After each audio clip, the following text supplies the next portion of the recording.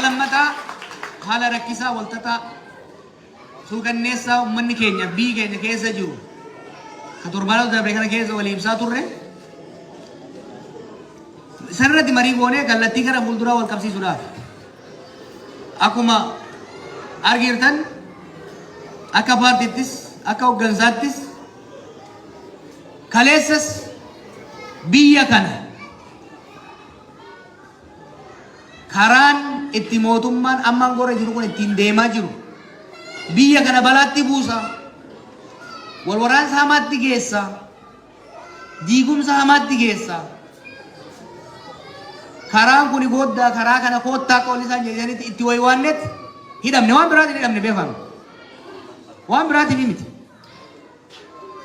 rabbii jaa biyya tana lolatti hin geessina ummata kana waliin ficcisiisina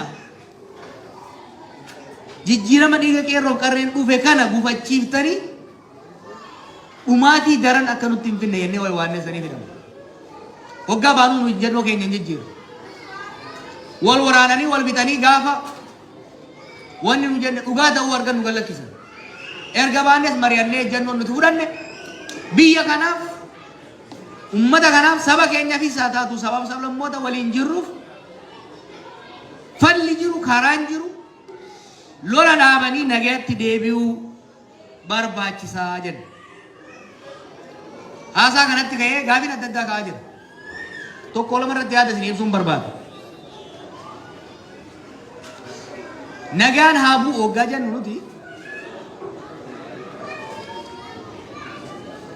humnoonni qawwee qabatanii qabsootti seenan dhugaa hin qaban jechuu keenya miti san qofa osoo hin ta'in lolli haa hundi hamaadhaa jenneeti miti haalonni lolaaf nama dirqisiisan jira just war wanni jennu keessattuu yeroo dhiibbaaf roorroon akka malee hammaatte karaa lolaatiin malee karaan bilaan jirretti lolli haalli itti seemamu ni jira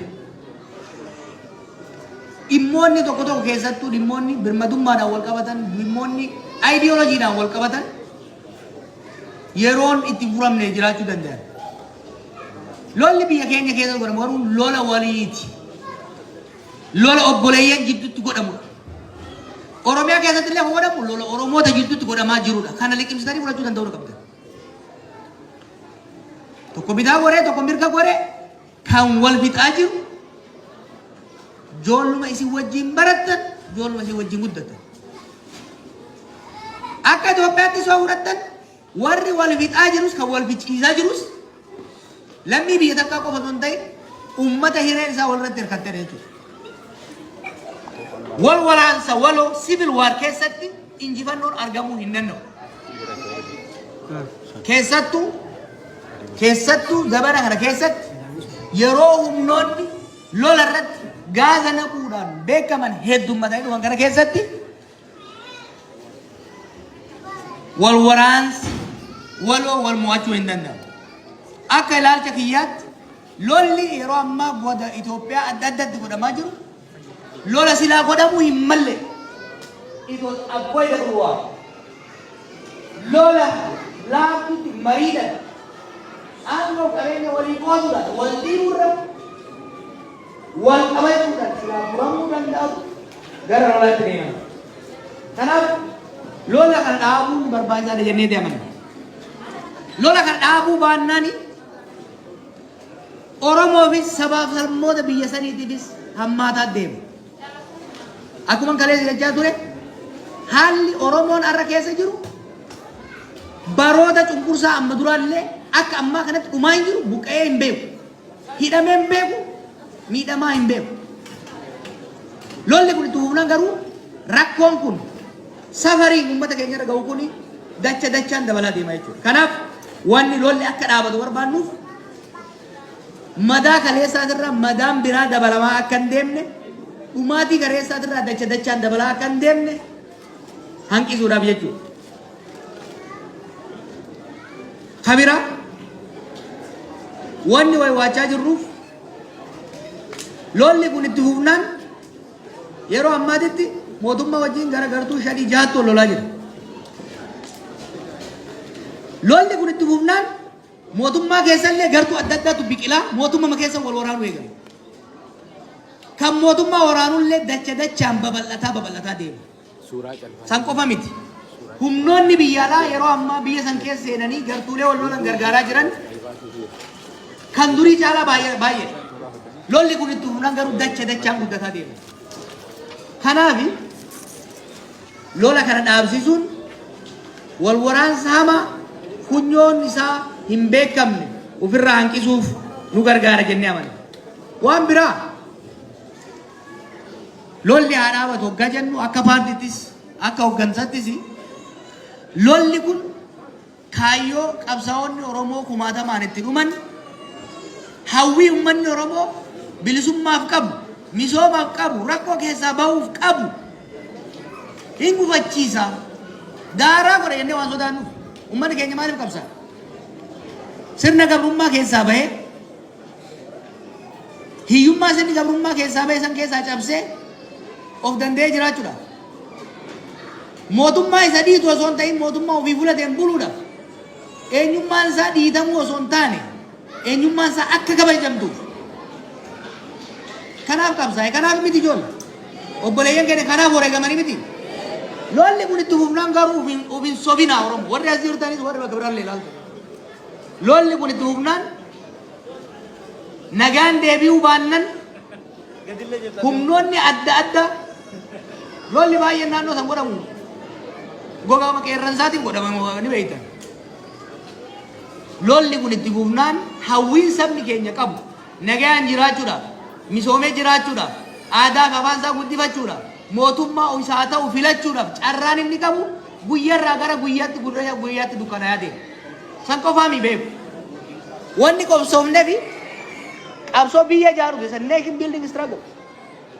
Lolli kun itti fufnaan tokkummaan Oromoo laaffataa deema. Tana gurra kaaddaa. Tokkummaan Oromoo laaffataa gartuulee wal waraanan baay'ataa. Akeenyi fi xurreen kaleessa abboonni keenya irra deeman irraanfatama. Xiiqiif haaloon hoggansa jidduu jiru babal'achaa. Jallina gowwummaa hoggansa keenyaatii fi summii humnoonni alaa facaasanii tokkummaan keenya daran laaffachaa tokkummaan Oromootii fi Oromiyaa sirni federaalawaa dimokiraatawaa walqixxummaa uummanni keenya hawwaa ture sun laaffataa deema jennee waan sodaannuufi kan kanarratti wayi waannuuf. Kanaaf uummanni keenya kan Faransaayis kan biyya alaa jirtanis kan biyya biraa jirtanis hamma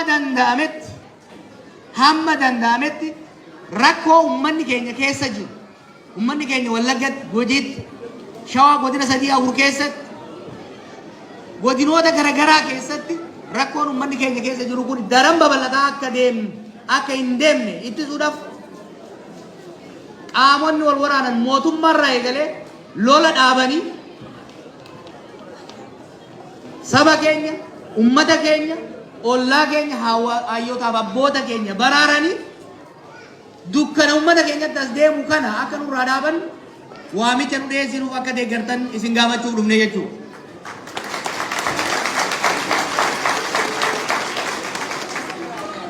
Amma eegan jee booda tanin duraa sanitti ni deebi'a. Hamma dandeenyetti biyya nagaatti deebisuudha. Hamma dandeenyetti duuti ummata keenyarraa akka dhaabattu. Hamma dandeenyetti wal waraansi saboota keessatti dhoo'ee ummata wal fichisiisu deemu kun akka dhaabatuuf beekumsa qabnuun beekamtii qabnuun sagalee qabnuun lallabuu waywaachuu fala ilaaluu itti bu'u. Isin immoo uummanni keenya biyya alaa jirtan